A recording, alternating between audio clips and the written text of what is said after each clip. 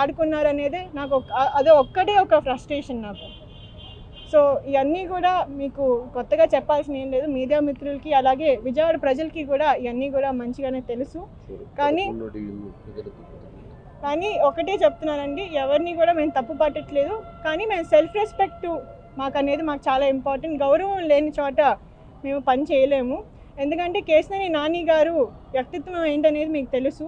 ఆయన డబ్బు కోసమో పవర్ కోసమో పొజిషన్ కోసమో పనిచేసే మనిషి కాదు.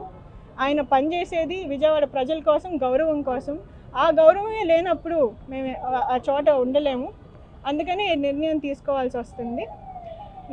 నాకు ఈ అవకాశం ఇచ్చినందుకు చంద్రబాబు నాయుడు గారికి, నారా లోకేష్ గారికి హృదయపూర్వక ధన్యవాదాలండి. నేను ఎప్పుడూ కూడా ఇలాగా కౌన్సిల్లోకి అడుగుపెట్టి ప్రజల తరపున ఒక ప్రజాప్రతినిధిగా నేను మాట్లాడగలుగుతానని నేను అనుకోలేదు. నేను ఎప్పుడు కూడా సోషల్ సెక్టర్ బ్యాక్గ్రౌండ్ నుంచి పనిచేస్తూ ఉన్నాను.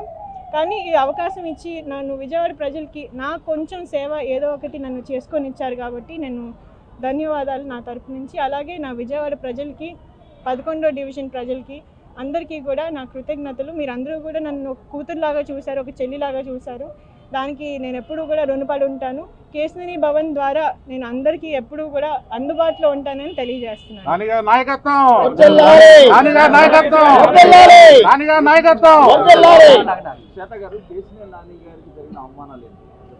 అవన్నీ మీకు ఆల్రెడీ తెలుసు కదండి. మీరు గత సంవత్సరం కాలం నుండి మీరు చూస్తూనే ఉన్నారు. ఇక్కడికి రాష్ట్ర అధ్యక్షులు గారు నందిగామకు వచ్చారు, ఒక ప్రోగ్రాం జరిపారు.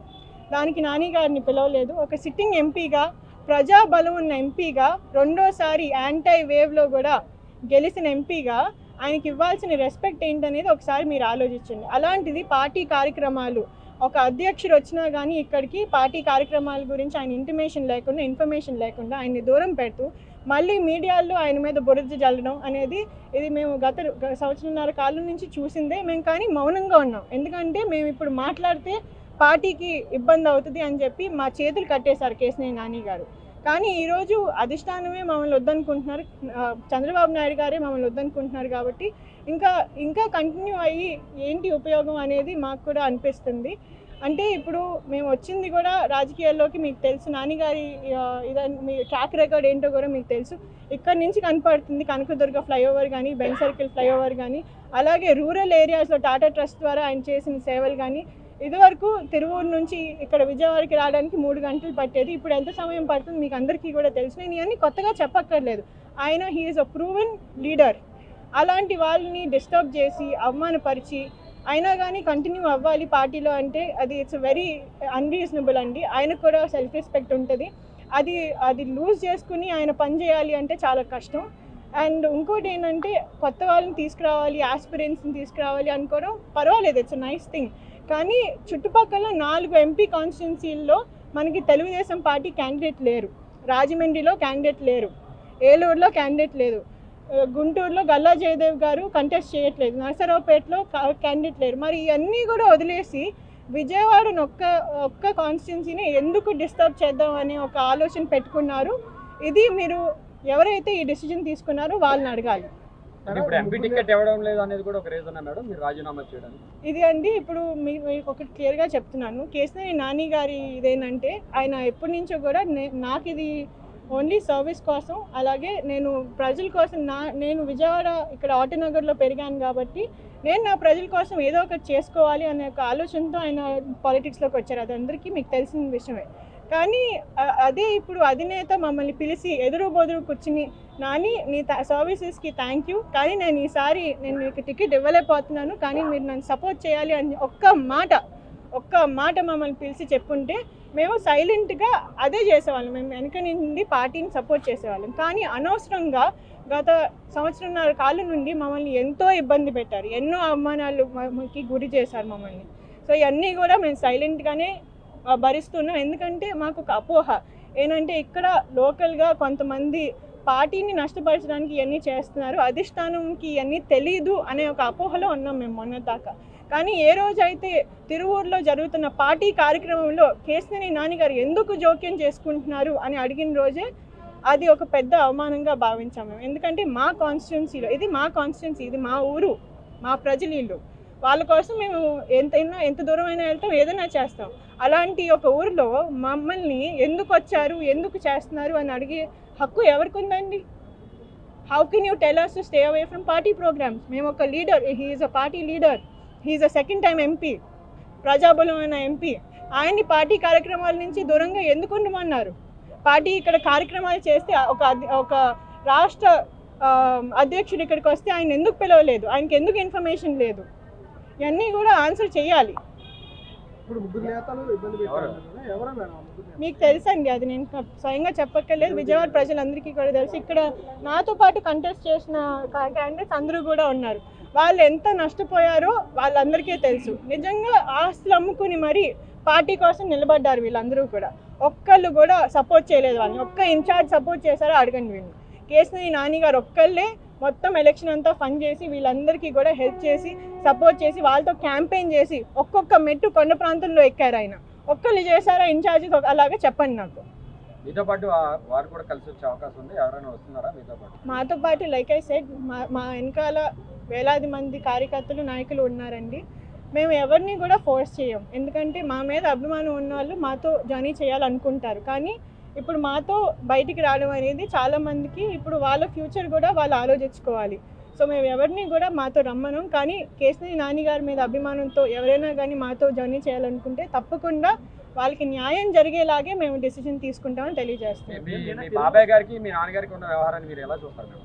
ఇప్పుడు కొంతమంది గురించి మాట్లాడి నా స్థాయిని నేను దిగజార్చుకోనండి.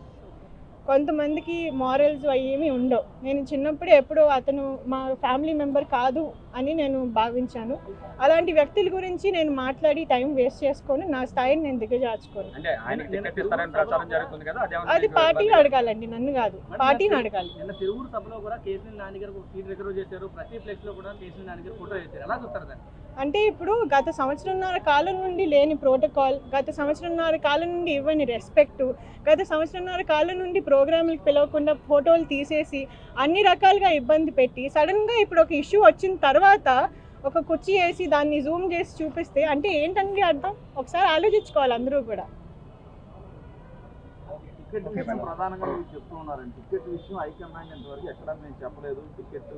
ఇప్పుడు ఆలపాటి రాజా గారిని, నెట్టం రఘురామ్ గారిని, లేదు ఆలపాటి రాజా గారిని, రఘురామ్ గారిని, అలాగే కొనకల నారాయణ గారిని ప్రత్యేకంగా పంపించి 3 విషయాలు చెప్పారండి. ఒకటి ఏంటంటే ఈ కార్యక్రమానికి ఇన్ఛార్జ్ని వేరే వాళ్ళని నియమిస్తున్నామని. రెండోది నారా లోకేష్ గారు అసలు నాని అన్నకి ఈ ప్రోగ్రాంతో ఏంటి సంబంధం, ఎందుకు జోక్యం చేసుకుంటున్నారు అని అడిగారు. అంటే ఒక సిట్టింగ్ ఎంపీని ఆయన కాన్స్టిట్యున్సీలో పార్టీ ప్రోగ్రాం జరుగుతుంటే ఆయనకి ఏంటి సంబంధం అని ఎలా అడుగుతారండి? అలాగే మూడోది ఈ పొజిషన్ కోసం వేరే వాళ్ళని వెతుకుతున్నారు, అందుకని మీరు కొంచెం సైలెంట్ అవ్వాలి అనేది కూడా జరిగింది. సో ఇవన్నీ కూడా ఏంటంటే అండి, మీకు తెలిసిన ఈ స్ట్రాటజీస్ అన్నీ మీరు ఎప్పటి నుంచో చూస్తున్నారు. సో ఇవన్నీ కూడా మీరు కన్సిడరేషన్లో తీసుకోవాలి. నాన్నగారి వ్యక్తిత్వం అంటేనే మీకు తెలిసి నేను ఆయన్ని డిఫెండ్ చేయక్కర్లేదు. ఆయన నిజాయితీగా నిస్వార్థంగా పనిచేసే నాయకుడు. అటువంటి వాళ్ళని వదులుకోవడం అనేది it's not our mistake, it is somebody else's mistake. కానీ ఇట్స్ ఓకే, మేము ఎవరిని కూడా తప్పు పట్టం. అందరికీ కూడా న్యాయం జరగాలనేదే మా కోరిక. అలాగే పార్టీ హైకమాండ్ ఏ డెసిజన్ తీసుకున్నా కానీ మేము రెస్పెక్ట్ చేస్తాము, ఎందుకంటే వాళ్ళ ఆబ్లిగేషన్స్ వాళ్ళకు ఉంటాయండి. మేము ఎప్పుడు కూడా తప్పు పట్టం. కానీ మమ్మల్ని నమ్ముకుని ఉన్న వాళ్ళ గురించి మేము కూడా ఆలోచించాలి.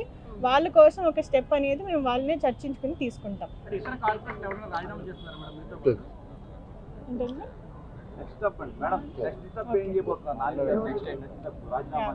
అదే అండి నెక్స్ట్ కార్యాచరణ ఏంటనేది కేశినేని నాని గారు మా క్యాడర్ అంతటితో కూడా చర్చించి వాళ్ళకి ఏది రైట్ అనిపిస్తే దాన్ని బట్టి నెక్స్ట్ స్టెప్ తీసుకుంటాము. కంపల్సరీగా కేశినేని నాని గారు 3వ ఎంపీకి పోటీ చేస్తారు, 3వ ఎంపీగా లోక్సభలో అడుగు పెడతారు. అది మాకు అందరికీ కూడా నమ్మకం ఉంది. కానీ అది ఏ దిశగా అనేది ఆయన నిర్ణయిస్తారు, మా క్యాడర్ నిర్ణయిస్తారు.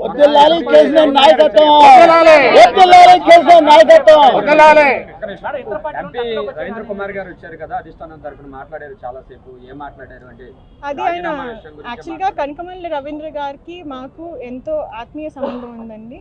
ఆయన మా వెల్ విషరు. ఆయన జస్ట్ ఇలా జరుగుతుంది అని నాన్నగారి దగ్గరికి వచ్చారు.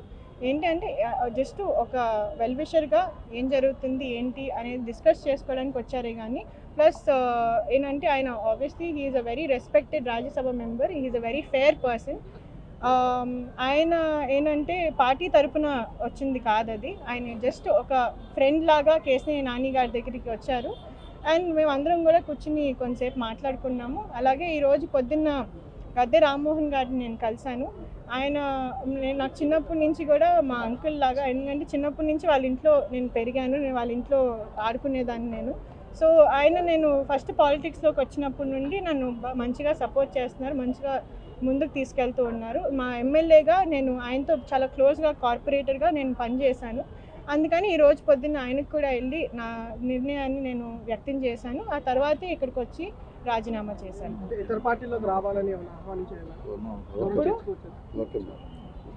ఒక లాస్ట్లో చెప్తానండి, కేశినేని నాని గారు అంటే పార్టీలకు అతీతంగా చాలామంది ప్రేమిస్తారు. ఆయన వెల్ విషెస్ అనేది మొత్తం విజయవాడ ప్రాంతంలోనే కాదు, ఆంధ్ర రాష్ట్రంలో ఎక్కడైనా కానీ ఉంటారు. ఆయనకి ప్రతి పార్టీ కూడా ఫేవరబుల్గానే ఉంటుంది, కానీ ఆయన ఎటువంటి డిసిజన్ తీసుకుంటారనేది మా క్యాడర్ని బట్టి ఉంటుంది. లైక్ ఐ సెడ్, వాళ్ళందరికీ కూడా న్యాయం చేయడం అనేది మా బాధ్యత. సో ఏ పార్టీ అయినా కానీ లేకపోతే ఇండిపెండెంట్గా అయినా కానీ ఏది రైట్ డిసిజన్ అనేది కేశినేని నాని గారు మా క్యాడర్ డిసైడ్ చేస్తారండి. మీడియా మిత్రులందరికీ కూడా నా ధన్యవాదాలు. మీలో చాలామంది నా మొత్తం ఐ థింక్ 3 ఏళ్ళ జర్నీ ఇప్పుడు నేను రాజకీయాల్లో, మీరందరూ కూడా నన్ను చాలా బాగా సపోర్ట్ చేశారు. కొంతమంది మీలో నేను ఎప్పుడన్నా చిన్న తప్పుగా మాట్లాడినా కానీ మీరు నన్ను కరెక్ట్ చేసి నాకు నేర్పించారు చాలా. So thank you all very much. అలాగే నా విజయవాడ ప్రజలందరికీ కూడా నా హృదయపూర్వక ధన్యవాదాలు.